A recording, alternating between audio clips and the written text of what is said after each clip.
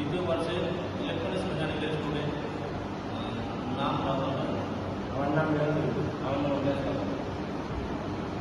আমাদের স্যার একটা প্রজেক্ট দিয়েছিল আমাদের, যার নাম হচ্ছে ডিসি টু এসি কনভার্টার, যেটা আমরা করেছি আর কি।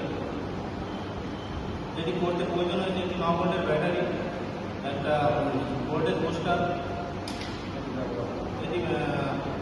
তো এটি বানাতে আমরা ব্যবহার করেছি একটি 9 ভোল্টের ব্যাটারি, একটা ভোল্টেজ বুস্টার আর একটা সুইচ, যেটা আপাতত লাগানো নেই। তো এটি আমরা এখন ডিসি লাইন দিচ্ছি।